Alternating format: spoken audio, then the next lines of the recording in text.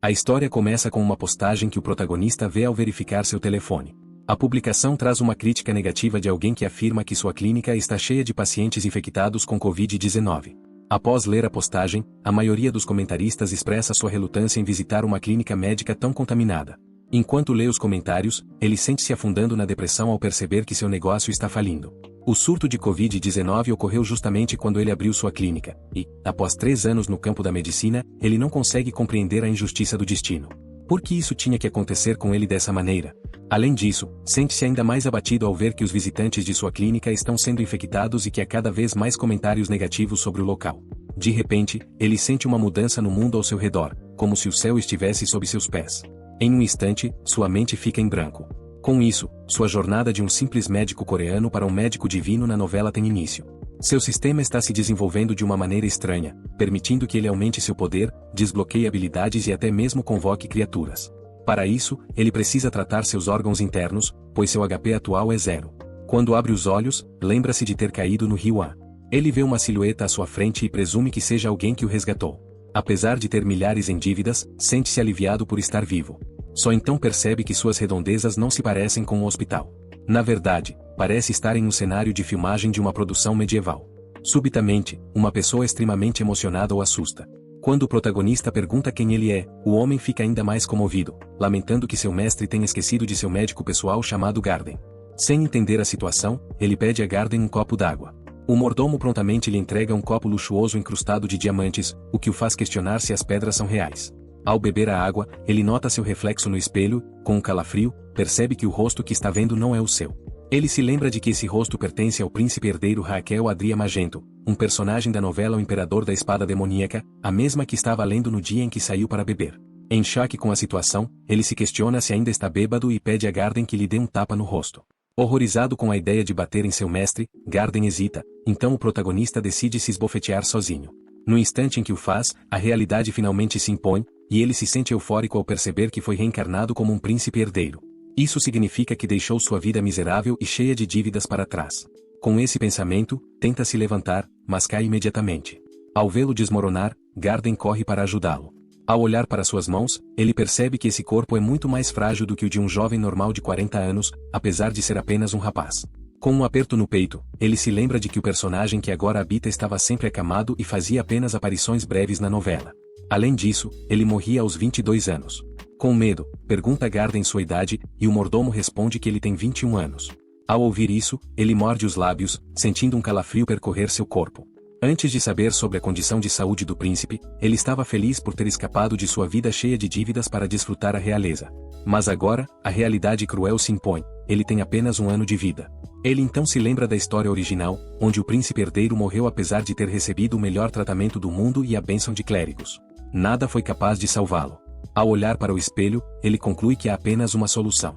Com isso em mente, ele se vira para Garden e ordena que traga o máximo de agulhas possível, de qualquer tamanho. Ele decidiu tratar a si mesmo. Depois de tomar essa decisão, encontra-se meditando em sua cama e começa a verificar seu pulso para entender a natureza de sua doença. Concentra-se nos 10 estranhos pulsos que podem conter a origem de sua enfermidade. Se um deles apresentar sintomas, há uma chance de que esteja lidando com uma lesão interna. Nesse momento, Garden retorna com as agulhas solicitadas e as deposita diante dele. Após inspecioná-las, ele pega uma. Ao vê-lo aquecendo a agulha, Garden fica curioso e pergunta para que serve. O protagonista, com ar de superioridade, responde que pretende espetar seu próprio corpo, deixando Garden horrorizado ao pensar que seu mestre está prestes a se ferir. O mordomo implora para que ele não faça isso. No entanto, ele tenta acalmar Garden, assegurando-lhe que está fazendo isso por um bom motivo e pede que confie nele. Relutantemente, Garden concorda. Assim, o protagonista tira a camisa e deita-se na cama, consciente de que precisa inserir a primeira agulha em seu órgão respiratório mais importante. Para isso, ele precisa acalmar sua respiração. Perto de seu ombro está o ponto chamado Tim, que corresponde ao meridiano do pulmão da mão. Com cuidado, ele perfura esse ponto, sentindo uma leve dor devido à espessura da agulha. Agora, ele concentra-se nos pontos de acupuntura, começando pelo pulmão, passando pelo Cloud Gate, por fim, pelo Upper Arm Assembly. Após completar o primeiro conjunto, ele abre os olhos. Parece que lhe foi concedida a habilidade de realizar acupuntura com precisão. Ao aplicar essa técnica em seu próprio corpo, ele consegue recuperar parte da função de seu pulmão. Com isso, uma cena ridícula se desenrola diante dele. dois pulmões dançantes aparecem em sua mente, lhe dando um joinha, o que resulta em um ganho de 100 HP, equivalente a 100 pontos de poder. O protagonista fica perplexo ao ver a tela diante de si e ao ler todas essas novas informações. Curioso, ele observa a janela de status que apareceu em sua frente. Já Garden, que o observa nesse estado, acredita que ele enlouqueceu e começa a chorar novamente. Com uma expressão irritada, o príncipe ordena que ele pare de exagerar. Ignorando seu médico emocional, ele decide focar em outro ponto de acupuntura próximo à escápula. Esse ponto é chamado Yogma, e ele o atinge com precisão, aliviando a sensação de aperto em seu peito. Em seguida, foca-se em vários pontos de acupuntura em seus braços, que doem mais do que antes, mas ele suporta a dor. Ao vê-lo assim, Garden começa a rezar a Deus pela saúde de seu mestre, tanto física quanto mental. Enquanto isso, o protagonista dá o próximo passo e perfura o ponto de acupuntura Yunji. Com isso, ele estimula diversos pontos de pressão, e seus pulmões começam a parecer como se estivessem sendo massageados em uma cadeira de massagem. Ele se irrita com as mensagens absurdas que aparecem em sua tela, desejando que, em vez disso, ganhasse mais pontos de HP. A seguir, ele se concentra no ponto X, localizado em sua palma. Com essa última perfuração, ele completa o tratamento de acupuntura do meridiano do pulmão esquerdo. Agora, em sua mente, seus pulmões assumem uma forma humana e começam a dançar sapateado, o que o irrita profundamente. Ele espera pacientemente que isso termine, mas a dança dura mais tempo do que gostaria. Por conta dessa dança incessante de seus pulmões, o órgão responsável pelo movimento intestinal também desperta. Agora, seu intestino grosso, na forma de um ser humano, aparece e começa a festejar junto com os pulmões. Com a dança prosseguindo, seu intestino grosso sincroniza-se com o ritmo, e, como resultado, ele ganha 100 HP. Já os pulmões, cada um, concedem-lhe 200 HP, totalizando agora 600 HP. Com esse aumento em seus pontos de vida, ele finalmente é capaz de ativar uma de suas habilidades. Sua tela lhe pergunta se deseja comprar alguma habilidade. Ao ler isso, ele se lembra das novelas de fantasia em que o protagonista recebe uma habilidade relacionada a guerreiros ou magos. Animado, ele decide conferir a loja. No entanto, ao contrário de suas expectativas, todas as habilidades disponíveis estão relacionadas à medicina e ao tratamento. Ele reflete sobre todo o seu trabalho em sua vida passada e decide escolher a habilidade de leitura de pulso, pois diagnosticar doenças é a base de qualquer tratamento e prescrição. Para adquiri-la, ele precisa de 500 HP, e então realiza a compra do primeiro estágio. Com essa nova habilidade, ele agora pode diagnosticar aproximadamente a condição de saúde de seus pacientes. Mais tarde, ele recebe um relatório básico de exame de saúde e decide verificar seu próprio pulso novamente. Ao analisar seu relatório, o sistema informa que seu corpo está em péssima condição e que ele tem, no máximo, 3 meses de vida. Ele reflete que esse tempo é ainda mais curto do que o contrato de um celular. Determinado, ele se concentra mais uma vez no tratamento por acupuntura. Ele se questiona se inserir uma agulha no sentido horário, girando-a e aplicando o método de reforço e redução, poderá funcionar. Ele tenta expirar durante o processo de extração das agulhas, utilizando métodos de suplementação respiratória e drenagem. Ao executar esse procedimento, fica surpreso ao ver que sua expectativa de vida foi estendida em um dia. Empolgado com o resultado, ele decide repetir o procedimento na outra mão. No entanto, desta vez, ele começa a sangrar. Seu sistema imediatamente emite um alerta, informando que ele exagerou na acupuntura e recomendando que realize o procedimento apenas uma vez a cada 3 dias. Agora, seus órgãos aparecem jogados no chão, exaustos. Ele conclui que os pacientes precisam estar estáveis para suportar um tratamento contínuo de acupuntura, mas seu próprio corpo está fraco demais para tolerá-lo. Após analisar sua situação, ele percebe que, mesmo que o tratamento funcione, seu corpo debilitado só lhe permitirá prolongar a vida por um mês antes de morrer inevitavelmente. Após refletir por um tempo, ele decide que precisa de remédios para fortalecer seu corpo. Para isso, ele se volta para Garden, que, neste mundo, é um médico. Ele pede um ingrediente mais potente, o que faz Garden hesitar. O protagonista então pergunta se eles possuem raiz de Wolfane. Garden explica que, como estão em seu palácio, precisarão obter esses itens do palácio principal. Ele diz que irá buscar a raiz, mas quer saber para que o príncipe pretende usá-la. O protagonista responde de forma direta que pretende comê-la. Ao ouvir isso, o pobre médico implora para que ele não faça tal coisa. No entanto, ele explica que está apenas usando a raiz para seu próprio tratamento. Ainda assim, Garden continua relutante. Para tranquilizá-lo, o príncipe começa a explicar sua lógica. Ele pergunta se Garden já sabe que a raiz de Wolfane é uma substância tóxica, o que Garden confirma, pois é usada para envenenamento. O protagonista acrescenta que precisa da raiz filha do Wolfane, que é muito menor do que a normal. Diante disso, Garden reage com seriedade, alertando que essa raiz pode fazer seu coração parar de bater. Em resposta a essa afirmação, o protagonista admite que isso é verdade, mas insiste que conhece um método para transformar esse tônico em remédio. Isso parece bizarro para Garden. O protagonista continua explicando que esse processo é chamado de desintoxicação, e que ele usará esse método para transformar o veneno em um medicamento. Então, ele pergunta se Garden agora entende. O médico, honestamente, responde que não entende nada, mas decide seguir em frente, já que isso pode melhorar a saúde de seu mestre. Enquanto vai até a farmácia buscar a raiz, Garden reflete que nada tem sido capaz de deter a deterioração da saúde do príncipe. Agora, ele está disposto a depositar sua esperança nesse novo tratamento. No entanto, decide que irá provar o remédio primeiro para garantir que seja seguro antes de oferecê-lo ao príncipe. Depois de conseguir a raiz, o protagonista consegue transformá-la em um tônico. Porém, ao ver o estranho líquido diante de si, Garden parece bastante incerto e comenta que esse remédio foi feito a partir de uma substância venenosa. Ele então começa a implorar para que seu mestre não o consuma. Ao ver o comportamento patético de Garden, o príncipe decide assustá-lo um pouco e sugere que ele prove o remédio primeiro. Essa sugestão ilumina o rosto de Garden, pois ele realmente deseja testá-lo. Feliz, ele concorda em experimentá-lo. Ao ver essa disposição em arriscar a própria vida por ele, o protagonista percebe algo impactante. Na história original, Garden era alguém extremamente leal ao príncipe herdeiro. Inicialmente, ele nem mesmo era seu médico, começando apenas como um assistente. Com o tempo, todos os médicos que alegavam poder curá-lo acabavam desistindo, mas Garden permanecia inabalável ao lado dele. No entanto, ele pagava um alto preço por essa devoção, pois, na novela, era executado após a morte do príncipe herdeiro, sendo acusado injustamente de causar sua morte. Observando Garden agora, o protagonista pensa que ele merece uma vida melhor. No entanto, isso não significa que ele esteja convencido a compartilhar seu tônico com ele. Após algum tempo, o príncipe finalmente termina a preparação do tônico, chamado decocção de efedra, aconite e azarum. Garden está pronto para bebê-lo, mas o protagonista o impede, explicando que deve ser consumido quando estiver frio. Nesse momento, Garden manifesta repentinamente sua preocupação. Como o príncipe herdeiro sabe a receita desse medicamento? O protagonista, sem hesitar, inventa uma desculpa, dizendo que teve um sonho no qual um mago lhe ensinou essa receita. Embora afirme acreditar nele, a expressão de Garden revela o contrário. Olhando para o horário, o príncipe rapidamente engole todo o remédio, deixando o pobre médico completamente petrificado. Ele olha para Garden com olhos inocentes e declara que já tomou tudo. De repente, sente seu coração acelerar e percebe que algo está prestes a acontecer.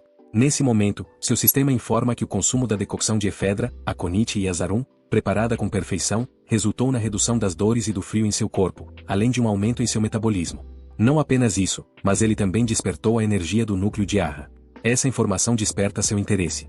A energia do núcleo de Arran é uma técnica desenvolvida pelo grande mestre Javier Arran e por seu nobre subordinado Lloyd. Essa técnica é um símbolo da família imperial e só é passada aos descendentes diretos da linhagem imperial. Como ele agora habita o corpo do príncipe herdeiro, essa técnica deveria ter sido ensinada a ele desde a infância. Agora, ele desbloqueou o primeiro nível dessa habilidade, o que permite que seu círculo de mana circule ao redor de seu coração, ajudando a aumentar e absorver mana. Sua mana agora está em 120%, mas ele precisa de 1000 HP para alcançar o próximo nível. Sentindo a energia fluindo em seu corpo, ele se anima com essa nova sensação. No entanto, subitamente, sente uma dor aguda no peito, como se seu coração fosse explodir. Ele imediatamente leva a mão ao peito, enquanto Garden, alarmado, corre em sua direção. Enquanto isso, o sistema emite um alerta. Há um risco real de seu coração parar a qualquer momento devido à pressão que o círculo de mana está exercendo sobre ele. Ao perceber que seu círculo de mana e o crescimento de seu coração estão desequilibrados, ele suspeita que o problema possa estar no tamanho do círculo de mana, já que ele envolve seu coração. Ele se lembra da condição de Raquel, cuja doença o impediu de treinar seu círculo de mana desde jovem. Como consequência, o círculo de mana ao redor de seu coração está apertando, o que pode levar a consequências drásticas. Diante disso, ele decide tomar outra medida, pois precisa aumentar o tamanho de seu círculo de mana. Com esse pensamento, ele se projeta para o reino de seu coração e se posiciona diante dele e do círculo de mana que o estrangula. Ele corre em direção ao seu coração e agarra as rédeas do círculo, decidindo aumentar sua velocidade de rotação. A dor e a pressão ao fazer isso são insuportáveis, mas ele se lembra dos fracassos de sua vida passada. Sua clínica foi fechada, ele não apenas perdeu seus pacientes, mas também começou a perder cabelo devido ao estresse das dívidas, que só aumentavam. Os empréstimos se acumulavam a ponto de ele estar prestes a vender sua bela casa. Com esse pensamento em mente, ele finalmente consegue. Ao abrir os olhos, encara seu médico, que parece extremamente preocupado com ele. Seu sistema informa que ele conseguiu despertar seu coração devido à estimulação positiva. Após isso, como rei dos órgãos, seu coração faz uma entrada dramática e é recebido pelo intestino grosso, enquanto os pulmões o chamam de desleixado. Ao vê-los, o protagonista sente-se irritado, mas sua frustração desaparece quando o sistema informa que ele é a única pessoa da história a obter algo chamado Mana Circle Slot. Ele não entende exatamente o que é essa função, mas imagina que deve ser algo parecido com um espaço vazio em um jogo. Enquanto isso, Garden continua preocupado e pergunta como ele está, pois parecia estar sofrendo de uma dor imensa. Ele questiona se isso pode ser um efeito colateral do remédio. O protagonista inventa uma desculpa, dizendo que apenas se engasgou com catarro, mas Garden não acredita. Ele insiste que o príncipe estava claramente com muita dor e reclama que deveria ter sido ele a beber primeiro. Em resposta, o protagonista retruca que, da próxima vez, Garden receberá um veneno se estiver tão ansioso para testar algo. O médico protesta, alegando que não quis dizer isso. Sem se importar, o príncipe casualmente ordena que ele limpe a bagunça no chão, caso não queira mais discutir sobre isso. No entanto, antes de sair, ele se vira para Garden e o agradece, deixando o médico completamente chocado. Ele começa a se perguntar se seu mestre está enlouquecendo por consumir aquela substância tóxica. Enquanto caminha pelo local, o protagonista está mais do que animado por possuir algo tão incrível como os espaços de mana. Esses slots basicamente funcionam como um reservatório onde ele pode armazenar qualquer material misturado com mana, até um limite de 10 litros. Para isso, ele precisa consumir a substância antes de armazená-la. Após meditar por um tempo, ele considera experimentar essa técnica, mas não sabe o que armazenar primeiro. Então, seus olhos recaem sobre um jarro de água e ele decide testar com ele. Olhando para a água, ele se lembra de um termo chamado dose letal mediana, que é usado para determinar a toxicidade de uma substância. Consumir 50% da dose letal mediana pode tanto matar uma pessoa quanto causar uma dor intensa. Ele analisa isso e conclui que há uma chance de 5,4 litros de dose letal mediana em 60 kg de água. Considerando seu tamanho e peso, esse valor deve girar em torno de 3,9 litros. Determinando-se a testar, ele tenta erguer o jarro para beber a água, mas percebe que é muito pesado para seu corpo fraco.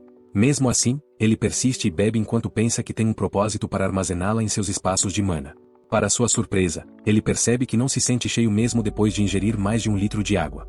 Então, decide encher completamente seu slot de 10 litros para continuar experimentando. Após armazenar toda a água, ele tenta descarregar apenas 0,1 litro, e dessa vez, sente-se satisfeito. Ele conclui que isso torna uma versão humana de um camelo, capaz de armazenar água dentro de si. Agora que testou com água, ele quer tentar armazenar um tônico medicinal. No entanto, ainda há 9,9 litros de água em seu slot, e ele obviamente não suportará liberar tudo de uma vez.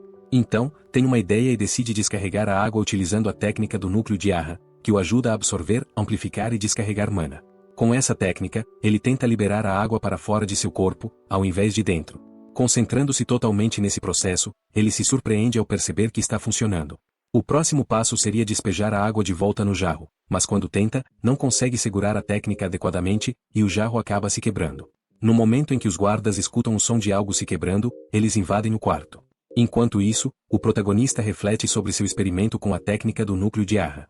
Ele havia assumido que a água sairia como uma torneira aberta, mas, em vez disso, transformou-se inesperadamente em um verdadeiro canhão de água. Garden e os outros guardas chegam ao local, perguntando se houve um ataque terrorista. Nervoso, ele rapidamente pensa em uma desculpa e afirma que quebrou o jarro em um ataque de raiva. Para sua sorte, os guardas parecem acreditar, e um deles até pergunta se ele está ferido. Ele responde nervosamente que apenas tem um arranhão no pé. O guarda se volta para Garden e solicita que o escolte até o quarto 2, e ele concorda em fazê-lo após cuidar do ferimento. Enquanto recebe uma carona nas costas de Garden, pensa que, por pior que tenha sido sua desculpa, ainda assim a aceitaram. Conclui que deve ser porque é o príncipe herdeiro. Geo coloca na cama e se desculpa, dizendo a Garden para descansar também. Quando Garden se vai, ele começa a contemplar o que aconteceu enquanto praticava a técnica Azaa. Ele estava amplificando a mana e descarregando-a pela mão, mas isso resultou em uma explosão como um canhão de água. Por ora, decide dormir e agir com mais cautela da próxima vez, pois não quer que ninguém suspeite dele. Enquanto isso, o imperador descobre que ele está se machucando com agulhas e bebendo veneno avidamente, o que o enfurece, pois não entende o que seu filho está tramando. Na manhã seguinte, ele prepara 10 litros de sua medicina para consumi-los de uma vez, mas Garden está ao seu lado e ele não quer tomá-la na frente dele, sabendo que provavelmente desmaiará ao ver aquilo. Assim, pede a Garden que espere do lado de fora por um momento. Garden, sem demonstrar emoção, aponta que ele apenas vai beber aquilo e menciona o quanto doeu da última vez que tomou. Ainda o lembra da desculpa que deu, dizendo que engasgou com fleuma. Garden expressa sua preocupação com o fato de ele ter feito tanto tônico desta vez. Nosso rapaz inventa uma desculpa, dizendo que está experimentando algo, embora apenas pretenda tomar uma pequena dose, pois é impossível para ele beber tudo de uma vez. Diante disso, Garden tenta rir, dizendo que de fato ele não conseguirá, mas o herói está impaciente com sua preocupação desnecessária e o expulsa da cozinha. Em seguida, fecha a porta e engole de uma só vez os 10 litros de tônico, armazenando em seus espaços de mana. Agora, tudo o que precisa fazer é descarregá-lo. Ele começa a liberar o tônico aos poucos enquanto segue sua rotina diária. Seus órgãos parecem estar melhorando à medida que ele libera a medicina dentro de seu corpo, o que lhe concede alguns pontos de vida. Agora, ele tem 500 HP. Está tenso, mas ansioso para aumentar sua expectativa de vida. Para isso, continua liberando a medicina com frequência. Enquanto isso, na dimensão dos órgãos, o coração pergunta ao intestino grosso qual é o cardápio do dia. Ele responde que há Aedra, Acônito e Azarum. Além disso, o menu será o mesmo pelo resto do dia e até mesmo no dia seguinte. Nesse momento, o sistema o alerta de que seus órgãos estão cansados de consumir repetidamente Aedra, Acônito e Azarum. Irritado, ele responde que eles terão que comer o que ele decidir. Enquanto faz sua refeição, o sistema o informa que ele estendeu sua expectativa de vida em 50 dias.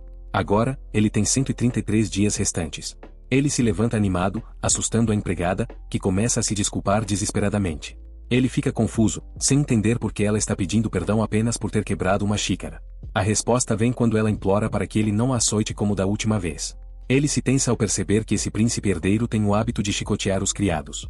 Pergunta se realmente fez isso, torcendo para que ela negue. Ela responde negativamente, o que lhe dá alívio, mas acrescenta que, embora ele não tenha feito pessoalmente, ordenou que fosse feito. Ele pergunta o que ela fez para merecer tal punição. Ela responde que ousou derramar uma gota de água em sua manga. Isso faz pensar que esse príncipe herdeiro deve ser uma pessoa verdadeiramente cruel. Ele não gosta do cenário e se senta na cama, dizendo a ela para sair depois de limpar tudo, o que ilumina o rosto da empregada. Quando ela sai, ele se volta para Garden e pergunta sobre seu comportamento com ele e com os outros criados, pois não se lembra muito de si mesmo. Garden tenta amenizar a situação, mas ele o adverte que, se mentir, beberá todo o veneno bem na frente dele. Com isso, Garden conta sobre seu comportamento cruel e rude com os criados. Ele fica frustrado ao ouvir tudo isso e entende por que os guardas aceitaram sua desculpa absurda sobre quebrar aquela garrafa. Nesse momento, surge outra questão: por que alguém como Garden é tão leal a ele? Pergunta a Garden sobre isso, já que ele parece não ter medo dele.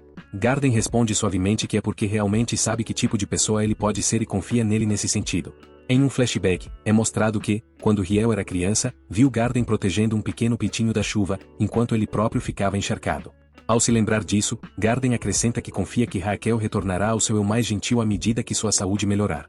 Pensando no fato de Riel tê-lo agradecido, Garden sente que essa mudança já está acontecendo. Ele oferece um doce a Garden, que o aceita com certa relutância. Nesse momento, ele jura que nunca permitirá que Garden seja acusado por sua morte. Para isso, ele precisará sobreviver. Justamente então, alguém entra correndo e abre a porta com força, chamando por ele. O servo apressado anuncia que o imperador o convocou. A cena se desloca para o Palácio Real Principal, onde Rachiel é mostrado se aproximando da corte de seu pai. Assim que cumprimenta o imperador, este imediatamente percebe que sua técnica Asran despertou. Ele também sente o nervosismo de nosso rapaz. Enquanto isso, o protagonista está bastante cansado de permanecer curvado diante dele e apenas espera que termine logo para que possa se levantar. O imperador pergunta sobre sua vida no palácio secundário e se está satisfeito com ela, ao que ele responde afirmativamente. No entanto, por dentro, ele está irritado por ter que permanecer curvado enquanto conversa. O imperador então pergunta o que ouviu sobre ele se perfurar com agulhas e consumir veneno em casa. Ele tenta negar, mas o imperador começa a divagar sobre como ele está perdendo sua dignidade como príncipe herdeiro e afirma que, se acha que não pode suportar o fardo de ser o sucessor, pode passar a posição para seu segundo irmão. Nosso rapaz, que não esperava essa proposta, recusa educadamente. O imperador fica furioso com a recusa, mas, por outro lado, o protagonista percebe que seu pai tem todo o direito de destituí-lo de seu status como herdeiro, no entanto, escolhe não fazê-lo. Agora ele entende porque o imperador pergunta isso em vez de simplesmente tomar a decisão. Ele quer que o mundo veja que seu próprio filho reconheceu a superioridade de seu irmão mais novo. Compreendendo essa manobra política astuta, ele decide que não cairá sem lutar, por mais fraco que seja. O imperador, furioso, se levanta de seu trono e o acusa de envergonhar a família imperial apenas para manter o título de príncipe herdeiro. Nosso rapaz zomba da acusação, pois, na realidade, não se importa com o título. Ele leu o romance e sabe que, segundo a história, o segundo príncipe não tem capacidade suficiente para lidar com a era de Shao que se aproxima. Como resultado, ele acabará levando a família imperial e o império à ruína. Assim, ele se volta para o imperador e expressa que não se preocupa com o título, mas sim com a prosperidade da família. Então, propõe que lhe deem uma chance de provar que é melhor que o segundo príncipe. A cena então muda para o palácio secundário, onde Garden está ansioso para saber o motivo da convocação do imperador. O protagonista explica tudo, deixando escapar a bomba de que terá um duelo de espadas com o segundo príncipe. Isso faz com que o médico Ujed comece a arrumar suas coisas, pronto para partir assim que seu mestre for derrotado. Enquanto isso, o imperador reflete sobre as palavras de Raquel, curioso sobre esse novo lado de seu filho, aceita sua proposta. No dia seguinte, todos no império se reúnem para testemunhar o duelo de espadas entre os irmãos. As jovens torcem pelo segundo príncipe, Theodor. No palco, nosso rapaz é visto se exercitando para o duelo quando Theodor se aproxima dele e diz que ele não precisa fazer isso. Preocupado, explica que não quer que ele arrisque sua saúde apenas para legitimar o trono para o irmão, pois todos já sabem o resultado do duelo. Acrescenta que não deseja que seu irmão se sacrifique por esse motivo.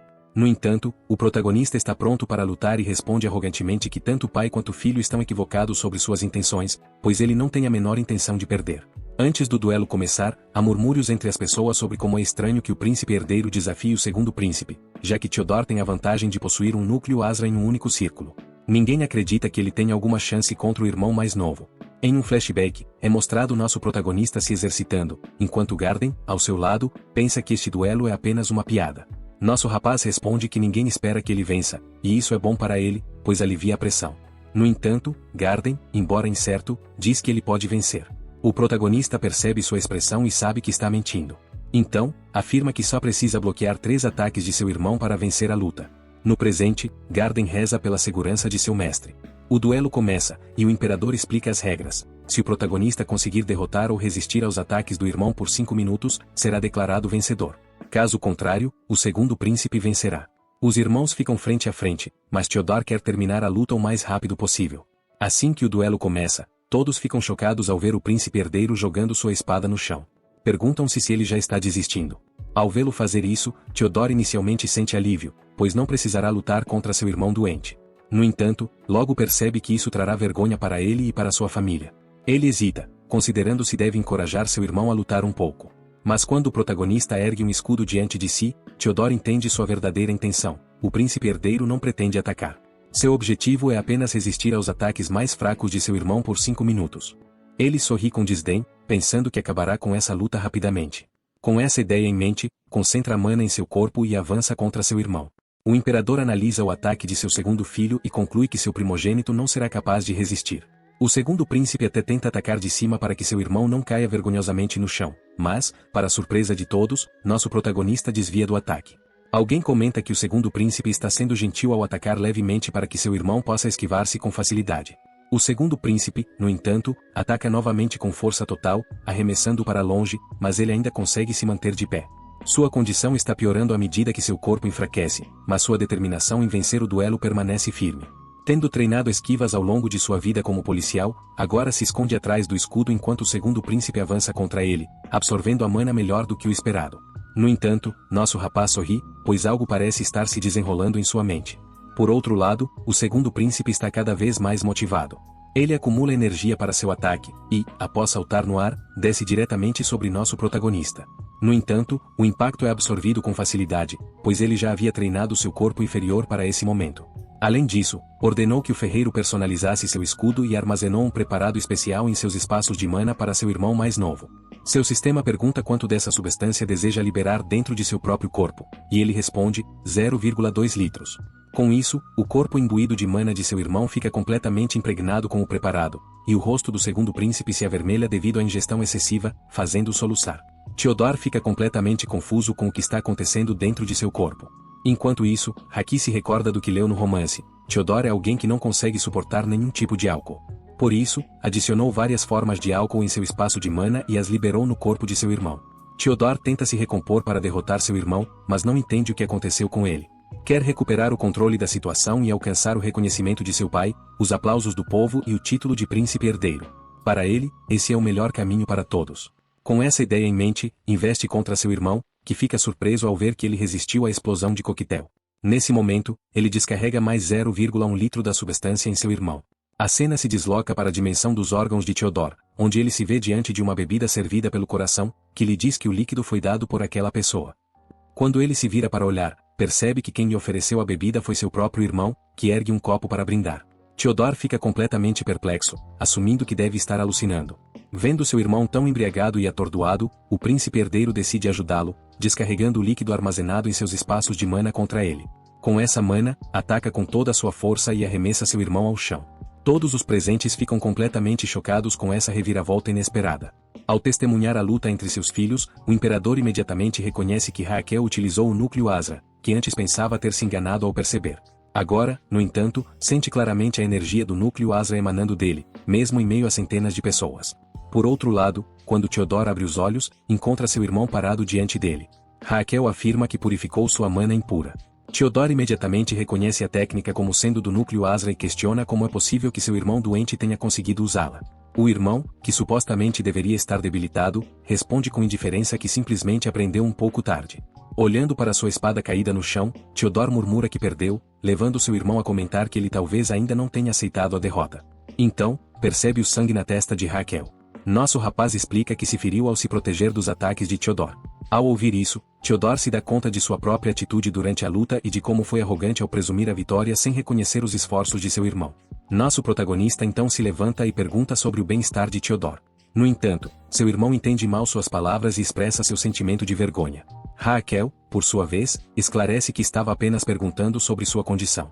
Diante de todos, Theodor se curva perante seu irmão em sinal de reconhecimento de sua habilidade como príncipe herdeiro. Nesse momento, uma tela surge diante de nosso herói, fazendo comemorar por finalmente ter conseguido. Ao ver isso, Garden, que mal contém suas emoções, interpreta sua reação como uma comemoração por sua vitória sobre o irmão. O sistema de nosso protagonista o parabeniza por tratar alguém além de si mesmo e revela que ele adquiriu uma nova habilidade chamada taxas de tratamento médico solicitadas. Essa habilidade permite que ele ganhe uma pequena quantidade de expectativa de vida cada vez que cura outra pessoa. No entanto, logo percebe que esse método apenas estende sua vida em um único dia por vez, o que o desanima um pouco, pois é um processo bastante lento. Ainda assim, ele está disposto a aceitá-lo, considerando uma maneira mais eficaz de aumentar sua longevidade do que depender apenas das técnicas de acupuntura ou dos tônicos. Seus pensamentos são interrompidos por seu pai, que pergunta se ele usou o núcleo Asra na luta. Ele admite que sim. O imperador então questiona como ele o adquiriu, e ele responde honestamente que não sabe, pois não pode contar ao pai que o recebeu como uma habilidade de recompensa para curar seu corpo. Seu pai, no entanto, parece acreditar em sua resposta e acrescenta que já havia gravado esse poder em seu corpo quando nasceu, mas, devido à sua doença, ele nunca conseguiu usá-lo. O imperador ainda comenta que seu filho conseguiu superar as limitações de seu corpo e utilizá-lo de qualquer forma. Pensando que seu pai está elogiando, ele agradece, mas o imperador o interrompe, dizendo que tudo isso arruinou seu plano inicial, deixando-o intrigado sobre o real significado dessas palavras. O imperador se vira de costas para ele e assegura que, apesar de suas preocupações, ele reconhece sua posição como príncipe herdeiro, conforme prometido. Após uma pausa, ele o adverte de que continuará a observá-lo para ver se realmente é capaz de herdar o trono. Tudo isso deixa nosso protagonista irritado, mas o imperador também se frustra com sua falta de reação e grita para que ele demonstre alguma resposta. Em vez de responder diretamente, o príncipe herdeiro começa a aconselhar seu pai, dizendo que ele deveria continuar treinando esgrima, pois seus músculos estão ficando rígidos. Acrescenta que precisa comer mais vegetais e abandonar o hábito do tabaco. O imperador exige saber quem ele pensa que é para dar esse tipo de conselho, mas nosso rapaz responde com sinceridade que só está dizendo isso por preocupação com seu pai. Algum tempo depois, o imperador é visto viajando em sua carruagem, zombando enquanto reflete sobre a mudança no comportamento de seu filho. Parece que também está preocupado com o uso imprudente da técnica do núcleo Asra, que pode colocar sua saúde em risco. Ele pondera sobre as altas expectativas que sempre teve para seu filho, mesmo estando doente, mas agora, depois dos acontecimentos daquele dia, percebe que, pela primeira vez, sente uma centelha de esperança para o futuro dele. Enquanto isso, a caminho de casa, nosso protagonista se perde em pensamentos sobre seu próprio pai, que faleceu há muito tempo devido a um ataque cardíaco. Lembra-se de que, na época, estava brincando e ignorou os estudos, até que recebeu a terrível notícia. Agora, ele se arrepende, mas já é tarde demais. Pensando no imperador, que ainda pode ter uma chance, decide protegê-lo enquanto utiliza sua nova habilidade, que também ajudará a prolongar sua própria vida. Nesse momento, Garden aparece novamente, seu rosto carregado de emoção, e pede ao mestre que pergunte por que está chorando. Sentindo-se desconfortável, ele faz a pergunta de qualquer forma. Garden expressa seu orgulho pelo fato de seu mestre ter vencido a luta, independentemente das dificuldades. Ele ignora a preocupação de Garden e acrescenta que agora precisa descansar, pois tem muitos compromissos no dia seguinte. Percebendo sua confusão, explica que precisa encontrar alguém. Mais tarde, Garden é visto acompanhado por um homem em um dos 10 melhores restaurantes da capital, chamado Sorrentino. O homem pergunta se ele conhece o restaurante, ao que ele responde que é um cliente regular. Logo, descobre-se que esse homem não é outro senão o próprio príncipe herdeiro, disfarçado. Quando o garçom se aproxima para anotar o pedido, ele faz um pedido estranho, pedindo vinho de uva sem uvas e dizendo que deseja comer até o amanhecer. Parece ser algum tipo de código, pois assim que ele dá o pedido, o garçom o instrui a segui-lo. Os dois se levantam, enquanto Garden observa a situação com perplexidade. Nosso rapaz diz a Garden para seguir o garçom, garantindo que logo entenderá o que está acontecendo. Depois de algum tempo, o garçom os conduz até uma escadaria. Garden ainda está confuso sobre como o príncipe herdeiro conhece esse lugar, pois ele mesmo só tem conhecimento dele por tê-lo lido em um romance. Garden pergunta por que estão ali, mas o protagonista responde de maneira vaga, dizendo que veio cobrar algumas taxas de tratamento, deixando Garden ainda mais intrigado. Mudando de assunto, pergunta se Garden conhece alguém chamado Dama, ao que ele responde negativamente. Em vez de explicar mais a seu leal médico, ele abre a porta no final da escadaria. Lá dentro, encontram uma arena de batalhas, onde dois lutadores estão duelando enquanto a multidão vibra ao redor. Garden pergunta novamente sobre aquele lugar, ao que ele responde animado que é uma localização secreta. Então, enquanto observa o ambiente, seu olhar se fixa em um sujeito de aparência robusta no ringue. Garden pergunta se esse é o Daman de quem ele falou antes, mas nosso rapaz nega. Justamente então, uma porta no outro extremo da arena se abre, revelando o verdadeiro protagonista do romance que ele tem lido em seu mundo. Essa pessoa é Damen Sene. Todos aplaudem Damen assim que ele entra no coliseu. O anfitrião ordena que o lutador robusto deixe o local, em seguida, apresenta Damen, que será o protagonista da luta principal da noite. Ele tinha apenas 17 anos quando entrou para o submundo, em 3 meses, derrotou todos os seus oponentes, conquistando o título de Gênio da Espada. Então, deixam o adversário de Damen entrar na arena, um troll enfurecido que avança em sua direção. Nosso protagonista, que estava apenas assistindo ao espetáculo, também sente um calafrio ao ver um troll real ali. Garden protesta, presumindo que planejam alimentar um humano para a criatura. No andar inferior, o troll está completamente fora de controle e tenta atacá-lo, mas Damen desvia graciosamente de cada um de seus golpes. Observando atentamente o monstro, ele desembainha sua espada, com um único movimento, parte o troll ao meio. Os espectadores assistindo à luta ficam boquiabertos com sua proeza. Nosso herói, por sua vez, conclui que esse cara é ainda mais perigoso do que ele imaginava. Mas então percebe que era de se esperar de alguém que é o protagonista do romance, um gênio da espada, conhecido como o rival do grande mestre espadachim na história. Ele ordena que Garden o siga e avança. Depois de um tempo, são parados por um homem corpulento que os avisa para não prosseguirem. No entanto, assim que o príncipe herdeiro coloca um tijolo de ouro em sua mão, o homem os deixa entrar. Lá dentro, há alguém de quem nosso rapaz tenta ao máximo não demonstrar medo. Com confiança, ele pega um frasco de analgésicos e pergunta se Damen realmente pretende continuar usando esses remédios baratos. Damen, então, pergunta o motivo de sua visita ou se ele veio vender medicamentos. Nosso protagonista responde de maneira vaga que é algo assim. Damen, por outro lado, tenta se livrar dele, dizendo que já teve o suficiente. Mas nosso rapaz, mantendo a calma, declara que esses analgésicos baratos não são eficazes para tratar a dor pulsante constante na parte de trás de sua cabeça. Agora, ele finalmente tem a atenção de Damen e começa a descrever seus sintomas. A dor começa na parte de trás da cabeça, deixando a região do pescoço e da cabeça rígida e coçando. Ele então pergunta se seus ombros e pescoço ficam dormentes. Nosso protagonista percebe o olhar suspeito de Damen ao notar que ele sabe tanto sobre sua condição. Então, continua explicando, acrescentando que sente uma dor intensa nas laterais da cabeça e entre os olhos. Além disso, sente arrepios no corpo e seus olhos parecem querer saltar das órbitas. Enquanto descreve tudo isso, ele dramatiza os sintomas, encenando cada um deles, enquanto Damen o observa atentamente.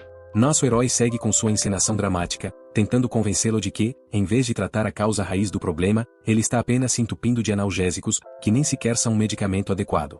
Damen se irrita com ele e fica à beira de expulsá-lo. No final, diz a Damen para abrir a boca e dizer algo, o que o irrita ainda mais, já que ele pensa que é o próprio protagonista que não está deixando que ele fale. Damen então pergunta sobre a identidade de nosso rapaz, que, brincando, responde com a verdade. Ele é o príncipe herdeiro. Isso só deixa Damen ainda mais irritado. Para convencê-lo, ele mente, dizendo que foi enviado por Cosma, um tipo de patrocinador de Damen. Acrescenta que Cosma está preocupado com ele e que, ultimamente, eles não têm conseguido obter os ingredientes necessários devido à estação do ano. Damen não entende absolutamente nada do que ele está falando e exige uma explicação. Então, nosso protagonista explica que descobriu uma nova maneira de aliviar sua dor. Damen pergunta se envolve algum tipo de novo medicamento, mas ele responde que esse problema não pode ser tratado apenas com remédios. É necessário eliminar a raiz da dor. Ele pede que Damen tire a camisa e se deite para que possa explicar melhor o tratamento. Damen obedece, quando seu torso fica exposto, seu corpo está coberto de cicatrizes. Nosso protagonista brinca, perguntando se ele está com medo, mas Damen responde com irritação, negando. Ele afirma que é um guerreiro, alguém que feriu e foi ferido, o que silencia nosso protagonista. Nosso rapaz então pega um punhado de mocha-bustão e pergunta se é a primeira vez que Damen vê algo assim. Ele então coloca a erva sobre suas costas e a acende. Damen, indiferente, comenta que esse tipo de tratamento não assusta um guerreiro como ele. No entanto, após alguns instantes, seu corpo começa a tremer de dor, o que faz nosso protagonista debochar da situação. Ele se pergunta se Damen realmente conseguirá suportar a dor. Enquanto observa, ele reflete sobre aquele homem e o motivo pelo qual ele continua preso ao submundo. Damen possui uma marca de maldição nas costas. Sempre que entra em combate, sente uma dor insuportável. Para lidar com isso, recorre a uma quantidade absurda de analgésicos, que precisa pegar emprestado. Como resultado, tem que continuar lutando para pagar suas dívidas, ficando preso nesse ciclo vicioso. Essa é a vida do protagonista do romance. Nosso herói amaldiçoa Cosmo por ter forçado Damen a essa existência cruel. Agora, ele decide tentar apagar a marca em suas costas. Com este processo, ele pensa feliz que, se conseguir curar Damian, não apenas prolongará sua vida útil, mas também terá seu apoio. Ele decide tratar os outros gladiadores depois. Quando o tratamento termina, ele ordena que Damian se levante e observa atentamente a marca em suas costas, que conseguiu cauterizar com sucesso. Em seguida, pergunta o que ele está sentindo naquele momento. Com uma expressão de descrença, Damen expressa que se sente bastante revigorado, algo que não sentia há muito tempo. Nosso protagonista explica que ele precisará de mais sessões desse tratamento. Durante esse tempo, deve evitar tocar nas bolhas em suas costas, ingerir alimentos gordurosos e se esforçar excessivamente. Damen fica surpreso com a última exigência. Nosso protagonista explica que ele não deve lutar, o que gera um protesto, pois não é algo que Kman permitirá. Diante disso, ele o consola, dizendo que cuidará dessa questão. Agora, Damen entende que nosso protagonista não é quem disse ser, com uma expressão perplexa, pergunta sobre sua verdadeira identidade. Com orgulho, nosso protagonista revela que é um príncipe herdeiro, mas Damen não acredita e comenta que ele deve ter um motivo para evitar revelar sua identidade. Nosso protagonista decide deixar esse assunto de lado e instrui Damen a seguir todas as suas ordens. Além disso, ele ordena estritamente que Damen não vá ao Coliseu, independentemente do que esteja acontecendo lá, pois esse é um local seguro para ele. No final, acrescenta que essa é a única maneira de se encontrarem. Ao ouvir isso, o rosto de Damen fica vermelho, e ele prontamente concorda com ele. No caminho de volta, Gardini tem centenas de perguntas sobre esse lugar ilegal, mas, em vez disso, ele pede ajuda para encontrar algo. Quando perguntado sobre o que é, ele diz para Gardini procurar um homem de cabelo preto, rabo de cavalo e olhos estreitos. Depois de procurar em alguns lugares, finalmente o encontra em um bar. Ele se senta à sua frente e vai direto ao ponto, dizendo que precisa comprar Damian e que, para isso, deve saber o valor total da dívida, bem como o custo de quebra do contrato. Diante disso, Kman exige 9 trilhões de maga, uma quantia que só poderia ser paga por alguém tão rico quanto um príncipe herdeiro. Nosso protagonista explica que é o príncipe herdeiro. O homem à sua frente começa a rir dele e afirma que, se Rachiel é um príncipe herdeiro, então ele também tem o nome do príncipe herdeiro que vende remédios. Em seguida, diz para ele desaparecer se não quiser comprar medicamentos. Quando nosso protagonista sai, o homem chama um subordinado e ordena que investiguem nosso protagonista para descobrir sua identidade. Ele até dá permissão para torturá-lo da maneira que quiserem, a fim de obter essa informação. Uma hora depois, o mesmo homem que foi enviado para torturar o príncipe herdeiro é jogado sangrando e ferido diante dele. Ele fica perplexo ao vê-lo e pergunta quem fez aquilo. Então, vê os guardas reais à sua frente, que anunciam a presença do inspetor real secreto. Nosso protagonista remove a peruca e exibe o distintivo real. Uma hora antes, Gardini e nosso protagonista estavam indo para algum lugar, cientes de que estavam sendo seguidos pelos homens de Kman. Ele diz a Gardini para agir normalmente para que o perseguidor não suspeite que sabem de sua presença. Ele sabe que é inevitável que Cosma envie alguém para segui-lo, razão pela qual se aproximou dele primeiro. No momento seguinte, quando o perseguidor se vira, colide com o inspetor real. Os guardas reais acusam o perseguidor de tentar assassinar o príncipe herdeiro. Agora, eles estão diante de Kman. Nosso protagonista devolve o distintivo ao inspetor real secreto, enquanto Kman tenta entender a situação. Antes que possa reagir, nosso protagonista ordena que seus guardas reais invadam o local, especialmente para capturar Cosma. Com essa ordem, todos correm para subjugar o lugar. Testemunhando a cena diante de si, Gardini pensa que o príncipe herdeiro realmente mudou. Agora, ele se preocupa com a segurança do país, razão pela qual está desmantelando organizações clandestinas. Por outro lado, o príncipe herdeiro parece mais do que satisfeito ao ver as pessoas ao seu redor. Se elas se machucarem, ele terá a chance de curá-las, assim, uma oportunidade de prolongar sua própria vida. Enquanto isso, Kman se esconde em um canto, contemplando a situação. Ele se pergunta sobre o interesse do príncipe herdeiro em comprar Damian enquanto tenta escapar. Correndo em direção ao portão, decide se esconder até que as coisas se acalmem, mas, assim que abre a porta, encontra-se cercado por várias espadas. Enquanto isso, nosso protagonista faz uma aposta com seu médico de que Kman sairá por aquele portão e agora exige 500 megan do pobre doutor. Ele então avança e começa a tagarelar sobre a importância de pagar por um medicamento, até que Cosman grita com ele, perguntando que loucura ele está dizendo. Ele esclarece que veio com boas intenções para quitar as despesas médicas de Damian e lhe oferece um bom negócio. Mas é ele quem a joga fora. Ao ouvir isso, fica enfurecido e prestes a golpeá-lo, mas seu rosto encontra o punho de ferro da guarda real. No momento seguinte, recebe uma advertência para permanecer no chão. Sem encontrar uma rota de fuga, decide usar a cápsula-bomba que contém veneno em sua boca e se prepara para cuspi-la após 5 segundos. Seu plano é que, ao expor todos ao veneno da cápsula, os presentes na área fiquem paralisados, permitindo que ele escape e mate o príncipe herdeiro. Ele se sente satisfeito com seu plano perfeito e começa a contagem regressiva de 5 até 1. No entanto, antes que possa cuspir a cápsula, Raquel fecha sua boca com a palma da mão. Kman percebe, naquele instante, que ele sabia exatamente cada um de seus movimentos. O tempo para a explosão da cápsula chega ao fim e ela detona dentro de sua boca. O processo de paralisia começa, e ele precisa tomar o antídoto o mais rápido possível. Com mãos trêmulas, tenta pegá-lo no bolso, mas nosso protagonista, que leu o romance e sabe tudo sobre ele, retira o antídoto de sua mão e pergunta se ele quer saber sua fonte de conhecimento. Para o horror de Kman, nosso protagonista bebe o antídoto na frente dele enquanto provoca, enfatizando que não pretende revelar essa informação. Para zombá-lo ainda mais, comenta sobre o gosto amargo do antídoto, enquanto Cosma, desesperado para obtê-lo, observa impotente. Nosso protagonista joga o frasco descuidadamente para trás, sugerindo que não lhe dará o antídoto, já que foi o próprio Kman quem se envenenou inicialmente. Ele pretende usá-lo para testar suas habilidades médicas e, assim, prolongar sua própria vida. Agora que tem um antídoto armazenado em seus pontos de mana, sob a quinta vértebra torácica, ele pressiona cerca de 1,5 polegada em ambos os lados, estimulando os pontos de transporte do coração. Com isso, Cosman cospe o veneno, e em seguida, recebe o antídoto. Após alguns segundos, perde a consciência, e nosso protagonista, satisfeito por ter tratado com sucesso seu inimigo, vê sua vida ser prolongada em 118 dias como recompensa. Logo depois, ordena que seus guardas o prendam. Agora, ele pode concluir seu objetivo principal ao vir até ali. A cena muda para os gladiadores, com Daman como seu líder, lutando contra os guardas e conseguindo ferir muitos deles. Neste momento, Riel aparece diante deles, sendo imediatamente reconhecido. A cena então transita para um sonho em que um jovem Damian está diante do cadáver de sua mãe. Ele sabe que está revivendo o dia em que foi deixado sozinho. Neste momento, alguém lhe diz para acordar. Ao abrir os olhos, encontra-se diante de Gardini, que se apresenta. Damian também diz seu nome enquanto aperta sua mão.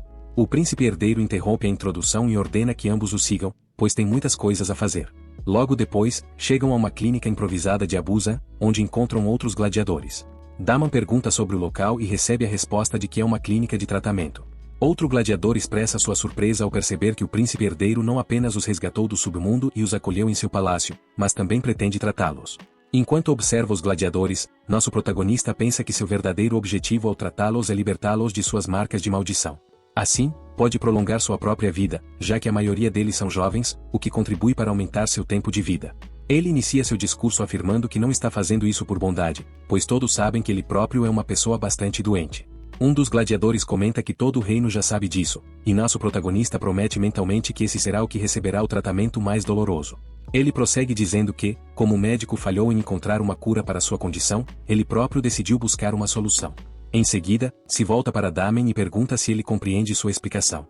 Damen responde que eles estão ali para servir como cobaias, o que nosso protagonista confirma. Todos ficam preocupados ao ouvir isso, mas ele rebate perguntando a Damian o que sentiu após o último tratamento. Damian responde que sentiu alívio da dor nos nervos. Ao ouvir isso, os gladiadores ficam mais tranquilos. Se Damian, que está no comando, endossa o tratamento do príncipe herdeiro, então há esperança. Em seguida, nosso protagonista pergunta se alguém tem receio de ser tratado. Diante do silêncio, ordena que todos tirem suas camisas e se deitem nas camas. 6 dias depois, todos os gladiadores estão em péssimo estado. Estão constantemente vomitando e suando frio por não terem tomado analgésicos. Nosso protagonista fica nervoso ao ver o resultado de seu tratamento. Ele se volta para Damen e pergunta se está sentindo tontura ou se tem vontade de vomitar. Damen responde que sim, mas que está aguentando. Então, nosso protagonista compreende que Damen é uma exceção, afinal, ele é o protagonista do romance por uma razão. Em seguida, ele dispensa todos para suas acomodações, mas instrui Sérgio a ficar. Ele comenta sobre sua condição debilitada devido aos sintomas de abstinência, mas Sérgio tenta afirmar que está bem. Então, ele mostra a agulha para Sérgio, dizendo que vai ajudá-lo com ela. Enquanto isso, pensa que não tem certeza se o tratamento de acupressão funcionará nele ou não, mas como Sérgio é quem tem tomado analgésicos por mais tempo, ele precisa ser o sujeito de teste para isso. Considera atingir um ponto de pressão próximo ao estômago.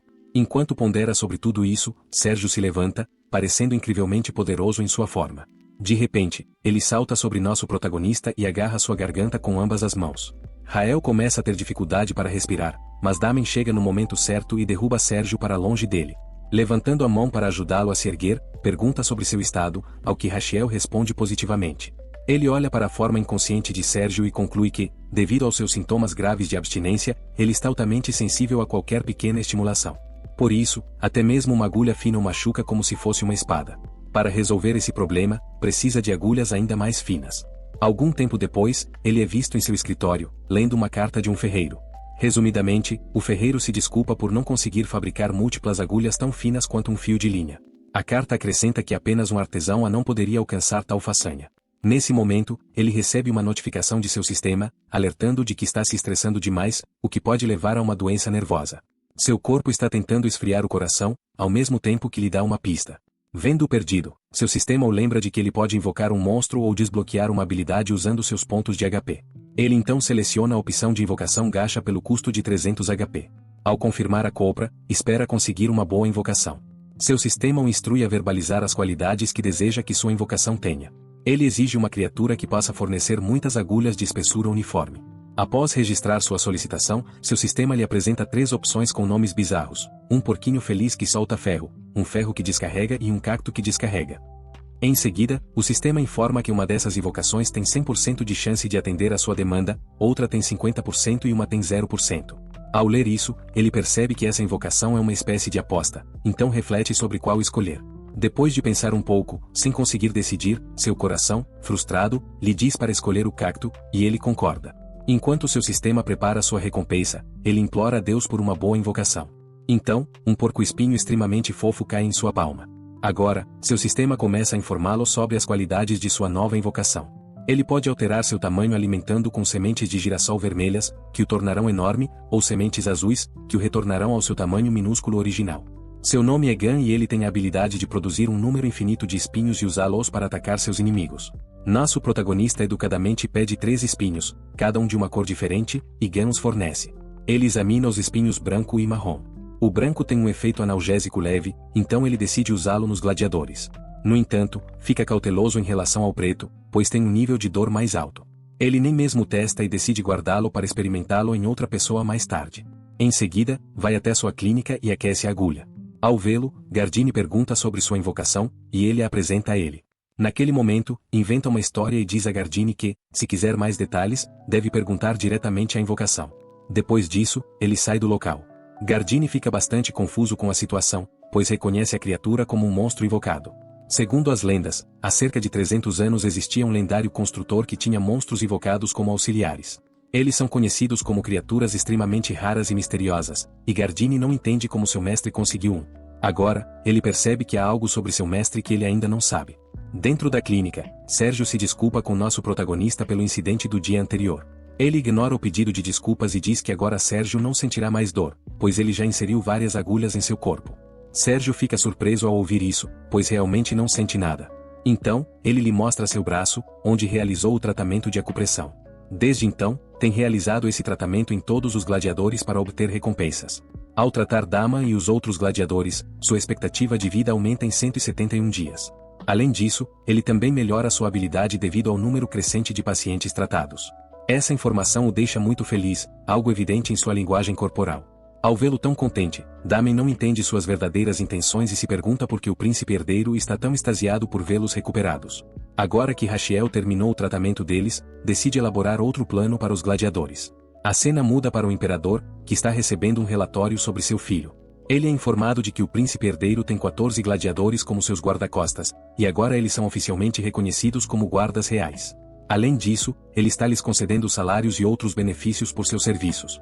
Nesse momento, o imperador começa a rir às custas de seu filho, que deveria estar descansando na cama, mas, em vez disso, está montando um esquadrão particular. No entanto, a próxima informação o deixa tenso, pois é informado de que o príncipe herdeiro tem o hábito de chamar todos os servos e guardas para seu lado e espetá-los com agulhas. O príncipe herdeiro é visto brincando de médico com vários servos. Ele pergunta a um deles se as agulhas que está inserindo em seu corpo doem, e recebe uma resposta negativa, apesar das expressões de dor nos rostos dos guardas dizerem o contrário. Em seguida, ele anuncia que está pronto para o próximo paciente. Alguns dias antes, Damen foi visto diante do príncipe herdeiro, que perguntou sobre seus sentimentos durante o tratamento com Moxabustão. Damen responde que ainda sente um pouco de dor. Então, o príncipe herdeiro lhe dá a boa notícia de que ele não precisa mais do tratamento, pois está totalmente curado, deixando Damen confuso.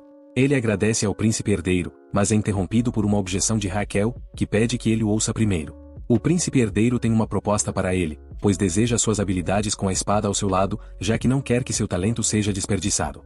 Ele então lhe oferece um cargo como seu guarda-costas, com um salário generoso e outros benefícios. Em vez de depender de coisas emocionais como lealdade e amizade, ele sabe que Damen continuará progredindo em suas habilidades com a espada e logo alcançará a síndrome do mestre espadachim, quando alguém se torna extremamente sensível e suporta ainda mais dor do que antes, mesmo sem o selo da maldição. Por isso, quer que Damen permaneça próximo quando isso acontecer, e usa o trabalho como desculpa para mantê-lo por perto. Ele acrescenta muitas outras vantagens ao contrato de trabalho, mas quando Damen não responde, ele oferece uma jornada de trabalho de 4 dias por semana, o que gera uma grande comemoração de todos atrás de Damen. Ao ouvirem os benefícios do trabalho, todos se oferecem para serem contratados também, sob o pretexto de que essa seria sua maneira de retribuir sua dívida protegendo. Ele comenta secamente que eles querem fazer isso apenas por causa do salário e dos benefícios do cargo, e todos concordam sinceramente que esse é o motivo. Ele fica satisfeito com sua honestidade, pois acredita que aqueles que alegam ser leais muitas vezes guardam rancor. Refletindo sobre isso, decide contratá-los, pois os guardas reais originais eram leais a seu pai, então seria melhor ter seu próprio esquadrão particular. Em seguida, dá a eles o nome de SRG, e todos ficam bastante felizes com isso. Ele se afasta deles e suspira, pensando que sua expectativa de vida ainda é muito curta, pois restam apenas 18 dias. Além disso, seu corpo é muito fraco para procurar mais pacientes. Algum tempo depois, ele é visto em seu escritório, onde informa a Damian e Gardon que pretende montar uma clínica dentro de seu palácio. Nesse momento, Gardon o surpreende ao dizer que sua causa é nobre, pois deseja ajudar os doentes. Ele concorda totalmente e explica que quer tratar as pessoas que vivem no palácio secundário, pois não acredita que os cidadãos comuns que vivem fora do palácio se sentiriam confortáveis para visitá-lo. Gardon também concorda com ele. Então, ele explica que precisa fazer isso porque, dessa forma, o boca a boca servirá como publicidade para sua clínica, fazendo com que as pessoas procurem a clínica de medicina tradicional do palácio secundário para receber tratamento. Agora, no presente, ele está frustrado ao perceber que todos estão saudáveis. Após tratar 500 pessoas, até agora ele recebeu apenas um bônus de vida de 2 dias. Frustrado, ele exclama que precisa de uma pessoa muito doente. De repente, ele para ao ser atingido por uma ideia. Ele ordena que Gardon colete dados sobre as famílias dos servos que trabalham em seu palácio. Ele tem certeza de que deve haver alguém doente entre eles. No entanto, ao revisar os dados, ele fica frustrado ao perceber que todos parecem saudáveis. Restam apenas 10 páginas e ele não tem muitas esperanças, mas continua verificando. Ele é interrompido por Damen, que expressa sua decepção com o príncipe herdeiro. Nosso protagonista fica surpreso ao ouvi-lo. Damen então pergunta se ele vê os pacientes apenas como ferramentas. Ele acrescenta que entende que o príncipe herdeiro precisa dos pacientes para sua pesquisa, mas agora parece que ele está procurando alguém à beira da morte. Nesse momento, Gardon tenta defender seu mestre, dizendo que ele deve ter um plano. No entanto, o príncipe herdeiro corrige seu médico, afirmando que Damen está certo em sua suposição. Damen protesta, dizendo que ele foi rude com Gardon, enquanto Gardon tenta defender o príncipe herdeiro, afirmando que Damen é quem está sendo rude com ele. Vendo essa discussão, o príncipe herdeiro expulsa os dois de seu escritório e volta a examinar as últimas 10 páginas. Uma delas chama sua atenção. Alguém escreveu no questionário sobre um menino de 8 anos cujo corpo começa a tremer e espumar pela boca 1 ou 2 vezes por semana. O médico e o clérigo que o examinaram não conseguiram encontrar uma cura. Ao ler isso, ele finalmente fica feliz por ter encontrado o que estava procurando. No dia seguinte, ele conhece o jovem menino, que parece um pouco assustado ao vê-lo. Ele se aproxima lentamente, cumprimenta o menino e diz para chamá-lo de Rachiel.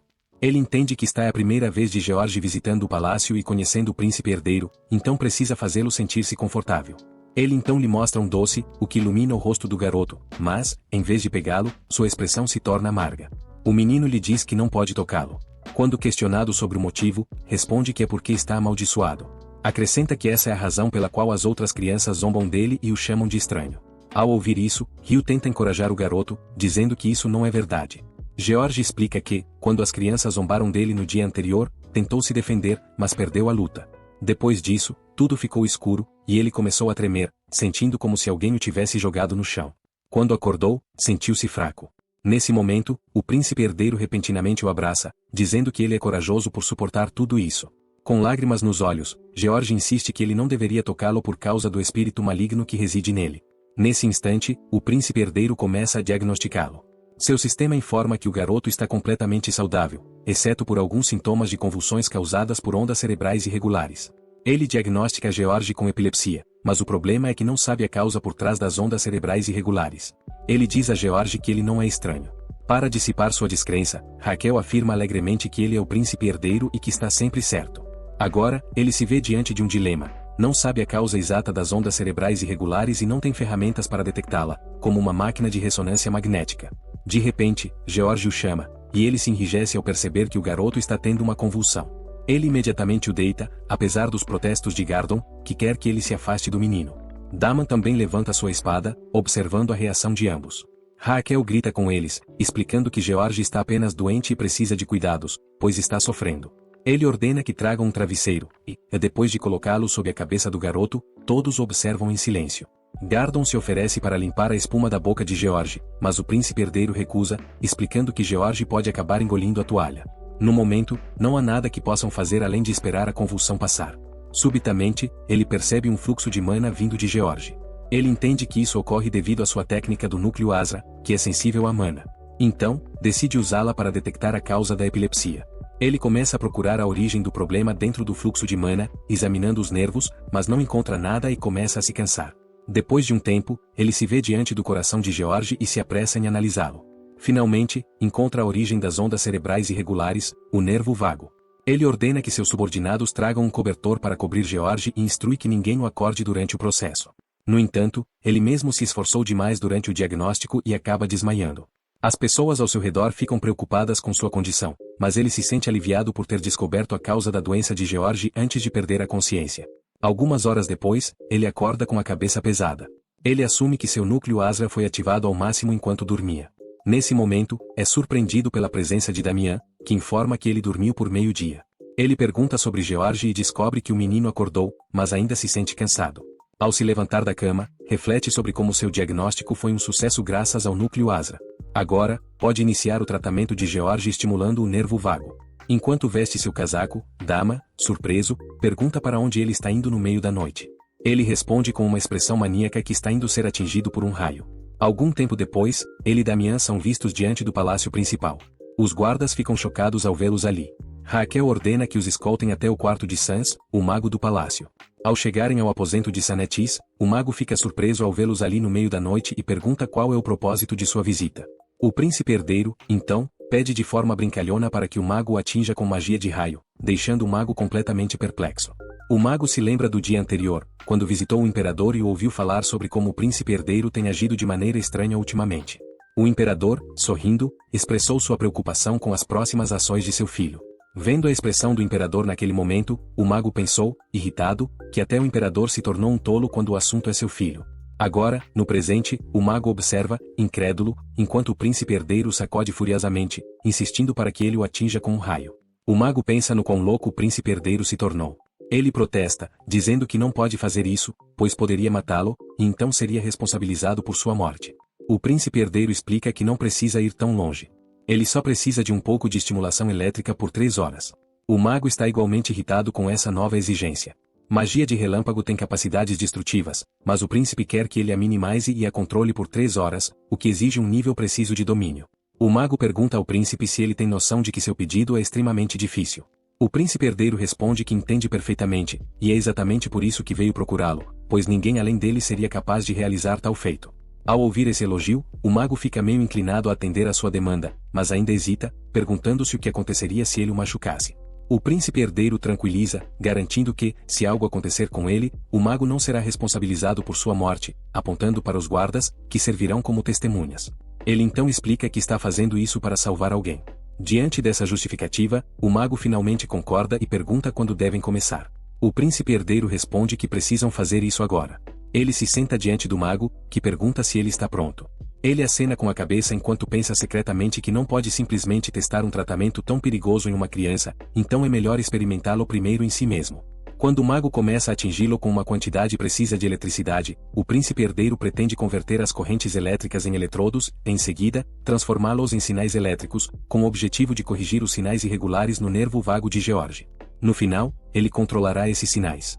Enquanto analisa seu plano, ele se maravilha com a técnica do núcleo Asra, que torna possível seu sucesso já na primeira tentativa. Ele então pede ao mago que pare, que, brincando, diz que poderia continuar o dia todo. No dia seguinte, muitas pessoas conhecidas por fofocarem estão reunidas na frente de seu quarto. Uma delas abre a porta, e agora todos estão diante de George e de seu médico, o príncipe herdeiro Raquel. Ele mostra a George uma agulha, com sinceridade, diz que vai doer um pouco, pois é um procedimento médico.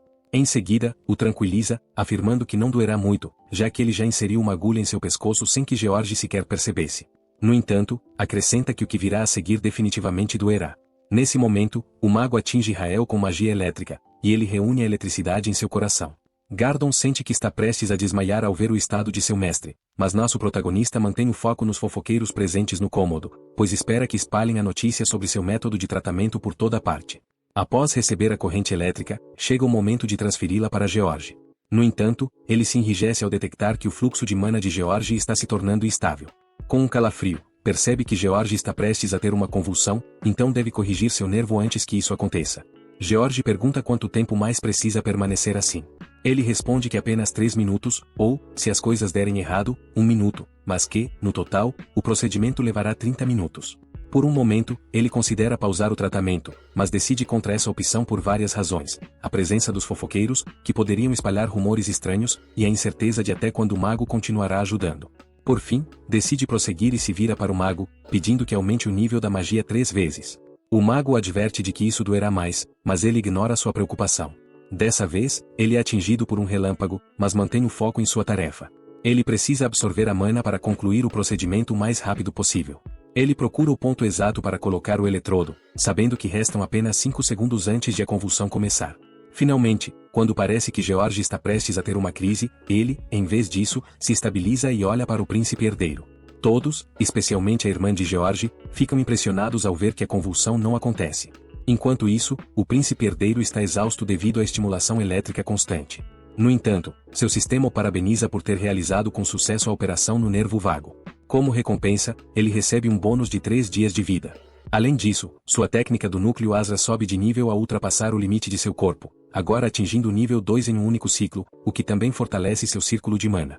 Ele ainda recebe uma notificação informando que seus pulmões e intestino grosso absorveram energia metálica e adquiriram imunidade contra a magia de madeira. Para utilizar essa energia de madeira, seu novo órgão, o fígado, desperta. Nesse momento, um fígado extremamente irritado e arrogante entra no reino dos órgãos, deixando o intestino grosso feliz por não ser mais um novato. No entanto, em vez de ficar satisfeito, o fígado dá um tapa no intestino grosso e declara friamente que ele não pode torná-lo um novato a menos que queira morrer. No instante seguinte, o fígado concede ao nosso protagonista 300 HP. Os outros órgãos de seu corpo também lhe concedem mais 500 HP. Depois de dar as boas-vindas ao seu novo companheiro, não apenas isso, mas parece que seus órgãos estão bastante felizes, pois ele recebeu mais 300 HP, já que os órgãos estão dando uma festa de aniversário para o fígado. Ele fica satisfeito por ter conseguido tantas conquistas de HP extra em um único dia. Ele se pergunta se há algo mais, mas seu sistema responde negativamente. Nesse momento, George o chama, perguntando se ele é um esquisito. O garotinho explica que, normalmente, quando se sente estranho, perde o controle, mas dessa vez isso não aconteceu. Diante disso, Raquel explica que isso nunca mais acontecerá, pois ele não sofrerá mais nenhum tipo de crise. Ele até promete isso sob o título de príncipe herdeiro. Ao ouvir isso, a irmã de George, que está na multidão, fica bastante emocionada. George se vira para ela e a abraça com carinho. Raquel então anuncia a todos que a operação foi um sucesso, o que os deixa emocionados também.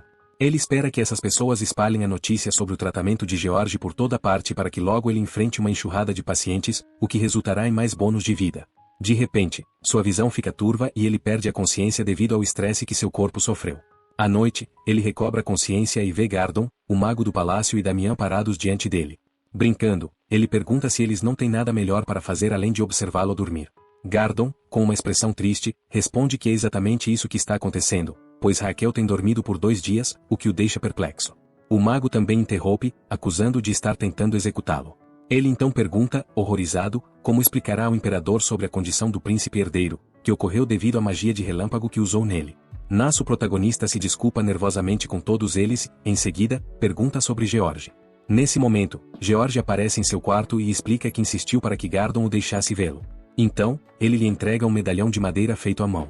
Ao ver o esforço do garoto, nosso protagonista sente um leve constrangimento, pois não ajudou George por bondade, mas sim para prolongar sua própria vida. Ele tenta dizer algo, mas George o interrompe, afirmando que quer ajudar os outros, assim como Raquel. Essa declaração o deixa completamente atordoado. Ele então elogia o colar e afirma que ver George saudável é a maior recompensa para ele. Depois disso, ele dispensa todos, dizendo que quer descansar um pouco mais. Todos saem do quarto, enquanto George se despede. Quando todos vão embora, ele olha para o colar com desdém, questionando-se quem gostaria de usar algo tão simples. No entanto, enquanto dorme, como se zombasse de sua própria afirmação, ele se vê usando o medalhão. A cena muda para a casa de um plebeu. Uma mãe pergunta ao filho por que ele está ali, já que deveria estar no trabalho. O garoto entra, cumprimenta seus pais e diz que está de licença especial concedida pelo príncipe herdeiro. Parece que ele faz parte do grupo de fofoqueiros, e o príncipe herdeiro lhe deu folga para espalhar a notícia sobre seu estranho método de tratamento. Em seguida, o garoto informa seus pais que ele e os outros receberam uma licença especial de 5 dias. Também menciona que o príncipe herdeiro tem feito coisas estranhas, como querer tratar pessoas. Então, ele lhes mostra um papel, um tipo de panfleto no qual o príncipe herdeiro anuncia a inauguração de sua clínica de medicina no palácio secundário e oferece todos os tipos de tratamento gratuitamente. Enquanto isso, no palácio, nosso protagonista está ansioso para ver o resultado dos rumores. Gardon o interrompe, dizendo que está na hora de partir. No caminho, Gardon comenta que ele acordou cedo hoje. Ele responde que é porque é seu primeiro dia na clínica. Gardon informa que já abasteceu todos os medicamentos, incluindo alcaçuz, que é difícil de obter. Nosso protagonista o elogia, acrescentando que precisa de alcaçuz para muitas coisas e instruindo-o a estocar o máximo possível. Gardon acena com a cabeça, expressando sua curiosidade sobre onde o príncipe herdeiro aprendeu a fazer poções e a aplicar tratamentos de acupressão. Ele acrescenta que quer saber por que também é médico. No fim, ele revela que passou muitas noites sem dormir pesquisando as bases dos métodos que o príncipe herdeiro está usando, mas não encontrou nenhuma pista, o que o frustra como médico. Raquel também entende a frustração de Gardon por não conhecer esses novos métodos. Então, ele revela que veio de outro mundo, onde administrava uma clínica de medicina tradicional, razão pela qual sabe tudo isso. No entanto, Gardon não acredita nele e insiste para que diga a verdade. Raquel reafirma que está dizendo a verdade e pergunta por que Gardon é tão insistente em saber. Gardon responde com determinação que quer a satisfação de se tornar um médico melhor, assim como Raquel. Em resposta, nosso protagonista lhe diz que ele já está fazendo isso e ordena que siga em frente. Enquanto Gardon se afasta, Raquel reflete que ele é a razão pela qual chegou tão longe. Seus pensamentos então se voltam para sua clínica médica, e ele reza para que haja muitos pacientes. Porém, também se preocupa que o estresse o faça desenvolver transtorno de estresse pós-traumático. Ele abre a porta, pronto para receber os pacientes com entusiasmo. No início, empalidece ao ver que não há ninguém no salão, mas então Gardon aponta para que ele olhe para baixo. Ele fica chocado ao ver uma multidão de pessoas do lado de fora, tentando entrar. Após algum tempo, ele está diagnosticando um paciente quando seu servo pergunta sobre seu trabalho. Ele instrui o servo a verificar os outros pacientes para ver se precisam de ajuda. Em seguida, ele se volta para a criada, que não está preparando os medicamentos corretamente. Ele percebe que o sistema de enfermagem não está à altura e que levará tempo para se organizar adequadamente. Depois de atender vários pacientes, ele ganha experiência suficiente para elevar sua habilidade de leitura de pulso. Agora, ele não apenas pode avaliar a saúde geral de um paciente, mas também detectar sintomas relacionados aos órgãos internos. Assim, seus próprios órgãos internos o ajudarão a identificar problemas nos órgãos dos pacientes, consultando-os diretamente. A cena muda para o reino de seus órgãos, onde todos estão se preparando para um encontro às cegas com os órgãos dos pacientes. O coração afirma que não está interessado em ninguém que tenha menos de 4 anos ou mais do que isso, mas o fígado aponta que, na verdade, eles vão encontrar apenas pessoas idosas. Ao ouvir isso, todos ficam decepcionados com a ideia de realizar a consulta. Apesar de suas reservas, eles fornecem os resultados. Não encontraram anormalidades, exceto uma leve constipação. No entanto, o fígado informa que esse paciente apresenta sintomas de hepatite e precisa abandonar o álcool. O fígado explica ainda que o fígado do velho provavelmente sobreviverá apenas por mais 5 anos. Nosso protagonista fica impressionado ao ouvir esse diagnóstico, pois ele forma a base de todo o tratamento. Determinado, ele decide despertar os outros órgãos também. Ele então se volta para o paciente e o informa sobre a condição de seu fígado, prescrevendo-lhe um medicamento por 10 dias. No final, ele diz, sem rodeios, que o homem deve parar de beber, pois, caso contrário, morrerá em 5 anos. Em seguida, ordena que o paciente abandone o álcool, pois essa é uma ordem do príncipe herdeiro, caso contrário, será jogado na prisão. O homem fica completamente petrificado ao ouvir isso. Depois, ele dispensa todos os pacientes que não estão em estado crítico e os envia para casa.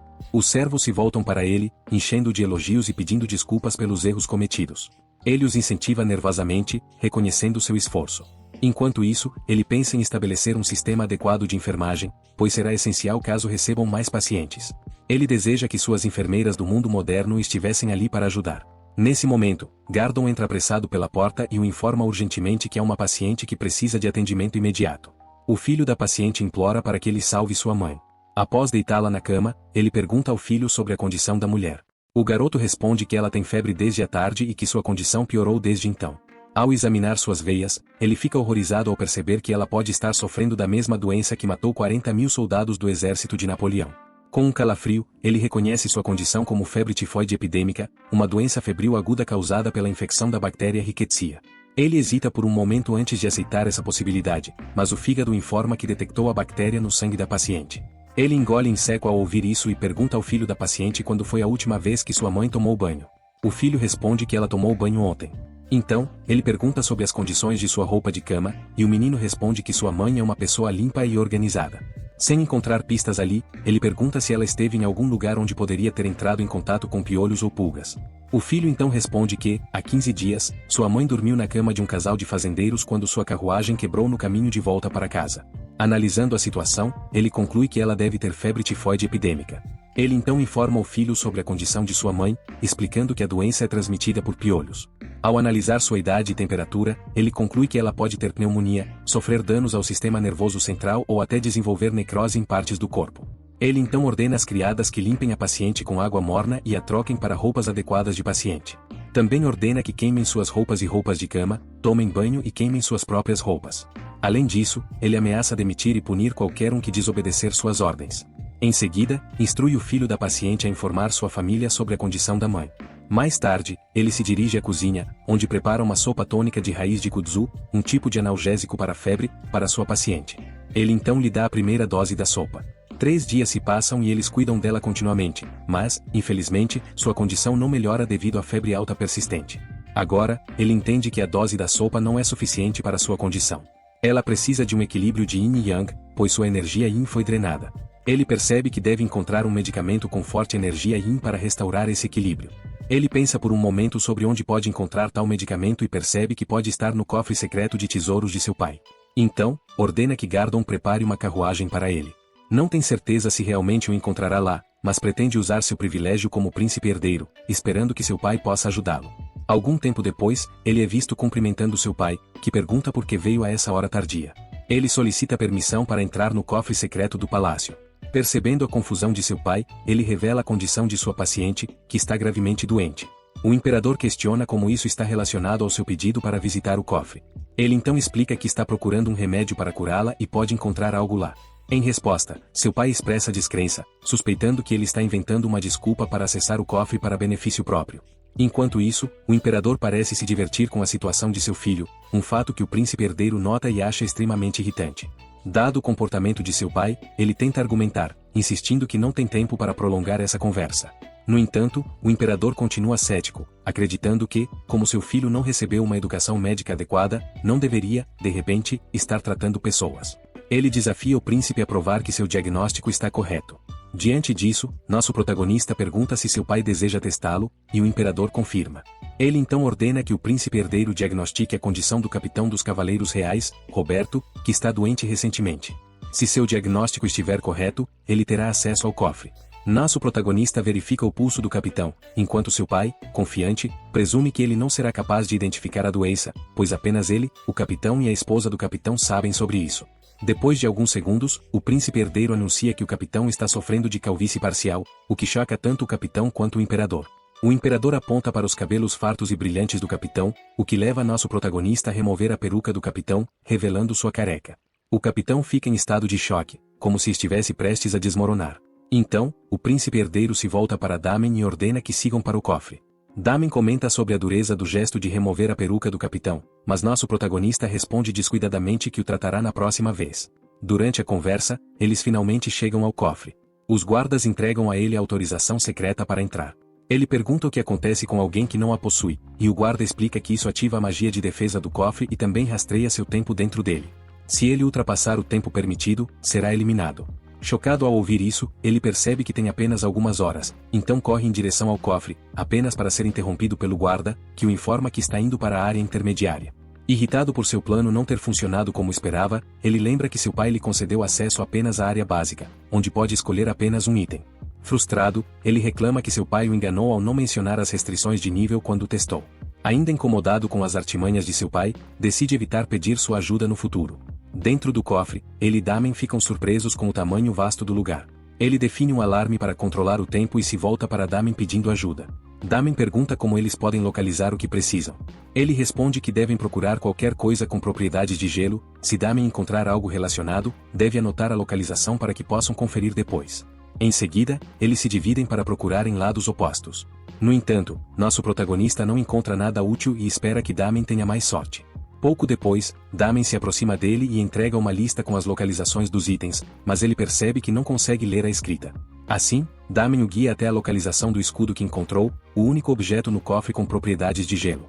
Ele analisa a descrição do escudo, que é um item básico capaz de manifestar um escudo de gelo quando infundido com mana. O objeto parece mais um botão de chamada de café do que uma arma mágica, mas seus olhos permanecem fixos na descrição. Determinado a testá-lo, ele começa a infundir sua mana no escudo. O item começa a vibrar, e ele tem o cuidado de não colocar mana demais, sabendo que há um limite para sua ativação. Em seguida, infunde sua mana mais uma vez, dessa vez de maneira mais cuidadosa, como se estivesse ajustando perfeitamente a temperatura do chuveiro em sua vida anterior. Logo, sente um frio repentino, finalmente, um escudo de gelo se forma diante dele. Satisfeito, ele se volta para seu guarda-costas e diz que precisará de sua ajuda mais tarde. Agora, precisam retornar para seu bônus de HP, ou seja, sua paciente. No momento seguinte, os guardas o veem saindo do cofre com Damen. Um deles nota a espada no cinto de Damen e pergunta se foi aquele o item que escolheram. Mas eles são interrompidos pelo príncipe herdeiro, coberto de inúmeras joias e envolto em uma capa de veludo digna de um imperador. Ao olhar para ele, o guarda, visivelmente irritado, informa nosso protagonista de que ele deveria estar livre de todas essas extravagâncias. Mais tarde, dentro do palácio secundário, Gardon acorda de seu sono devido a um barulho e vê que Damen e o príncipe herdeiro retornaram. Ao vê-los juntos, sente-se satisfeito, acreditando que Damen é capaz o suficiente para proteger Riel e que Raquel também encontrou um amigo nele. Com esse pensamento, ele prepara um chá e o leva para o andar de baixo. No entanto, deixa cair a bandeja no momento em que vê Rachiel ativando seu escudo enquanto Damen o ataca com sua espada. Ele exclama que isso é um ato de traição. Voltando alguns minutos no tempo, o príncipe herdeiro havia pedido a Damen sua ajuda com algo. Damen, impressionado com a paixão do príncipe em tratar as pessoas, estava pronto para obedecer a qualquer ordem sua. No entanto, assim que o príncipe herdeiro pediu que ele o atingisse com sua espada até que o escudo de gelo se quebrasse, sua expressão mudou para uma de irritação. Era o mesmo debate que Gardon ouvirá de seu quarto, mas sem prestar total atenção. Damen protestou, perguntando se o príncipe herdeiro realmente queria rotulá-lo como traidor. Mas o príncipe explicou que precisava que ele o golpeasse com a espada para que o escudo se quebrasse e ele pudesse usar os fragmentos restantes como ingrediente para o medicamento de sua paciente. Diante disso, Damen sugeriu que colocassem o escudo no chão para que ele pudesse atacá-lo mais facilmente. O príncipe herdeiro explicou que isso era impossível, pois precisava infundir mana constantemente para manter o escudo. Damen então concluiu que precisava quebrar o escudo sem feri-lo. Sendo um homem inteligente, Damen exigiu um bônus para cada golpe bem-sucedido, explicando que o que o príncipe herdeiro estava pedindo o marcaria como um traidor, e ele não poderia fazer isso sem uma compensação. Raquel, de forma arrogante, perguntou se Damen queria ser pago por golpeá-lo. Damen respondeu educadamente que realmente respeitava o príncipe por tudo que estava fazendo por todos, mas que esse era um assunto diferente e que ele queria ser pago. Nosso protagonista compreendeu completamente sua demanda, pois sabia que Damen havia passado por inúmeras crises financeiras que o levaram à miséria. Assim, era compreensível que ele pedisse algo em troca. Raquel então abraçou Damen com alegria, dizendo que ele era exatamente como havia lido sobre ele, o que fez a expressão de Damen se contorcer em desagrado. Com isso, ele ativou o escudo e anunciou que Damen receberia um dia de salário para cada golpe. Damen expressou sua esperança de que receberia o pagamento pontualmente antes de atacá-lo com a espada. Por outro lado, ao testemunhar essa cena diante de seus olhos, o pobre Gardon desmaiou logo no primeiro golpe. Damen então avisou que aumentaria a força de seus ataques, pois sua força atual talvez não fosse suficiente para quebrar o escudo. No entanto, ele interrompeu o ataque ao perceber que o príncipe herdeiro parecia estar sentindo muita dor. Damen lembrou que ainda nem havia começado a atacá-lo, e mesmo assim o escudo não havia se quebrado. Ele perguntou se precisava aumentar ainda mais sua força. Nosso protagonista, no entanto, o acusou de estar intencionalmente aplicando golpes fracos para aumentar o número de ataques, consequentemente, seu bônus. Isso inflamou a determinação de Damen, que, dessa vez, finalmente quebrou o escudo. Assim que viu isso, nosso protagonista começou a dançar feito um louco, animado com a perspectiva de aumentar sua expectativa de vida.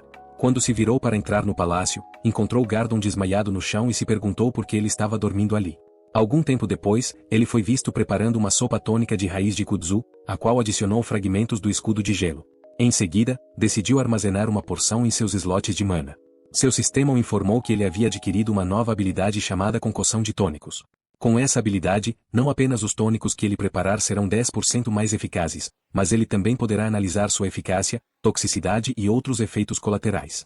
Ao colocar o tônico para armazenar, seu sistema perguntou se ele gostaria de usar sua habilidade para analisá-lo, e ele concordou. O sistema então exibiu a descrição do tônico, informando que ele poderia restaurar a energia da água e reduzir febres, além de fornecer instruções cautelares para seu uso. Ao ler isso, nosso protagonista ficou bastante satisfeito, pois significava que ele não precisaria mais testar os medicamentos em si mesmo.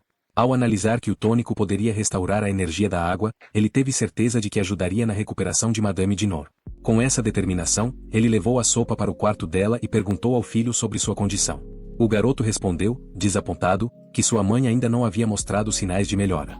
Ao vê-la ainda mais debilitada, ele esperou que o tônico surtisse efeito. Ele a convenceu a tomar a sopa, apesar de suas reclamações sobre o gosto amargo.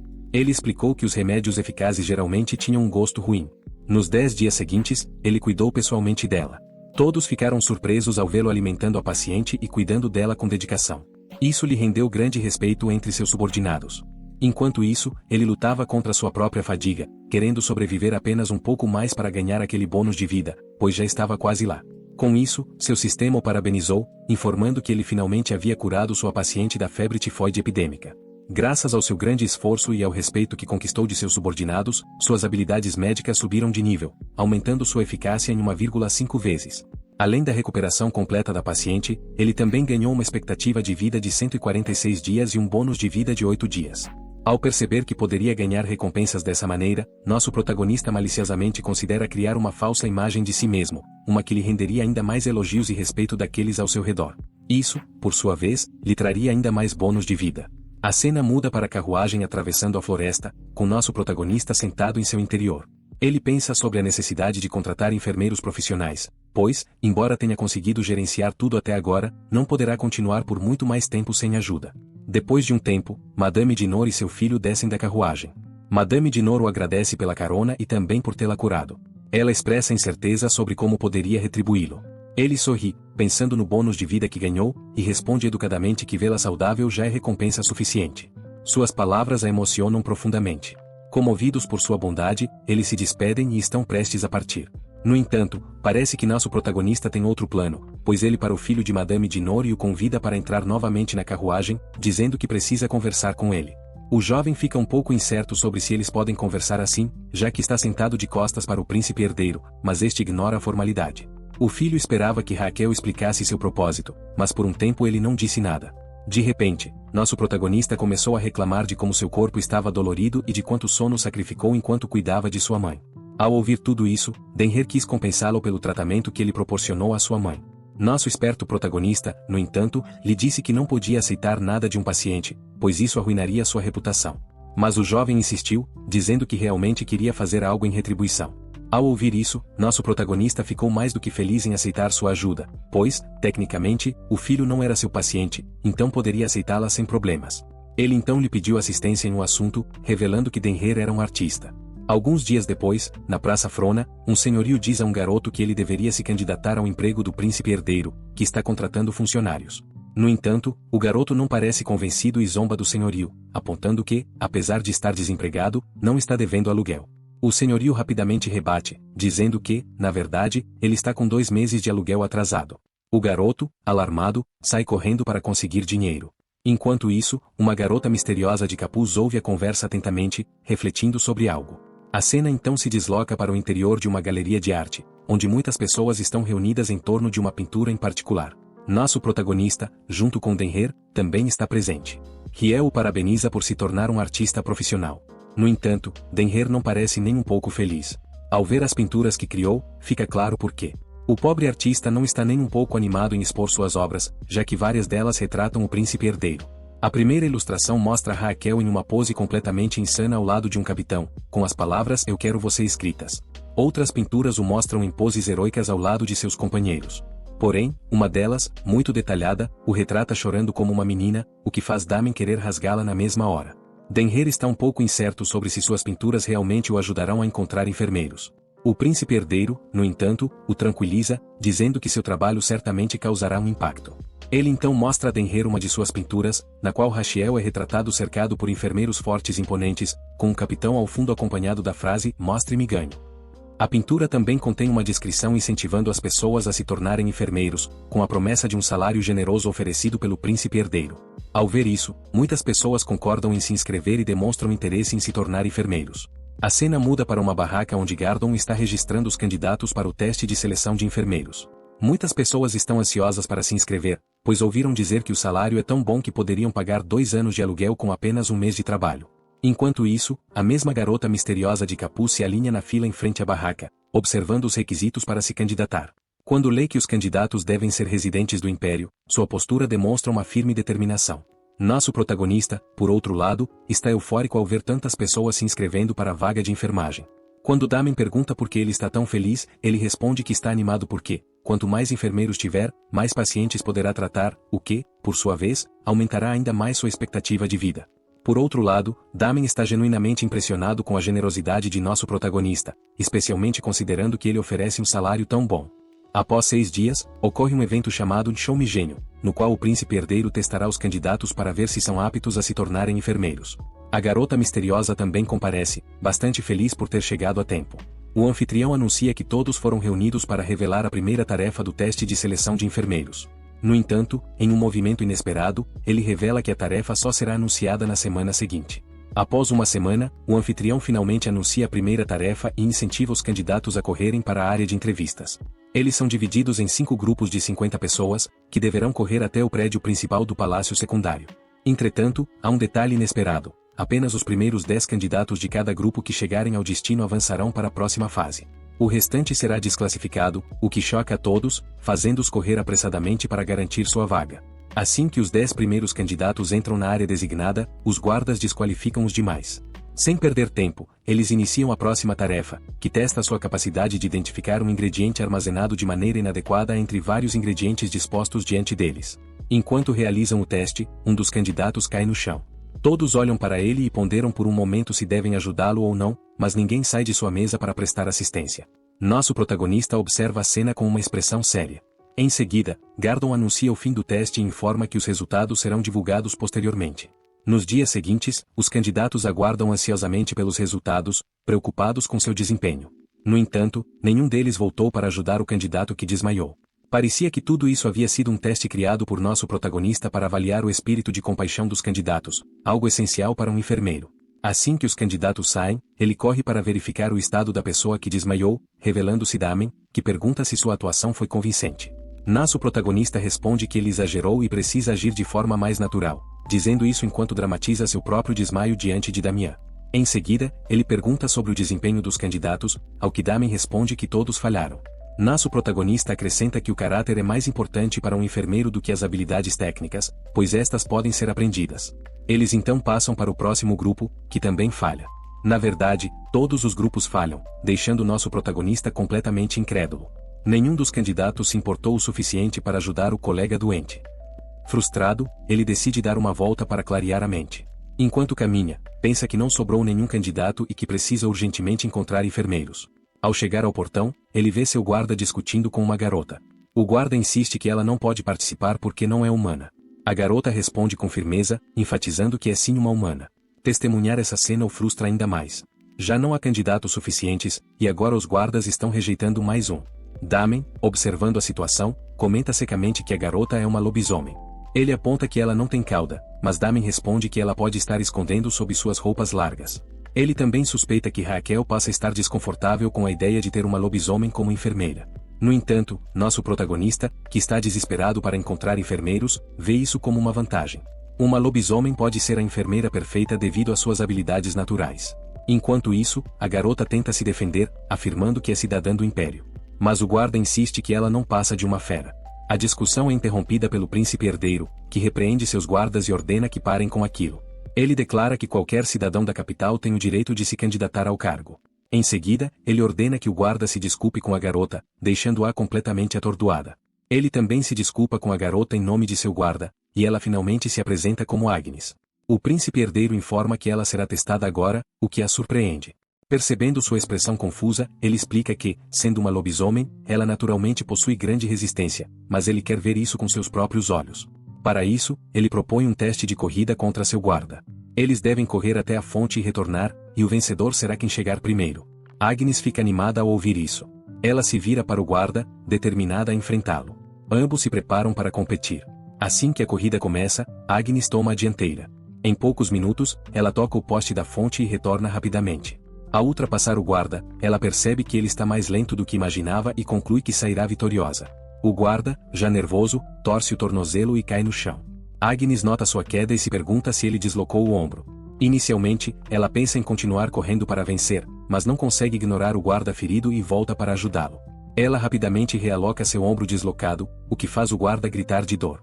Enquanto faz isso, fica claro para todos que Agnes passou no teste antes mesmo que a corrida terminasse.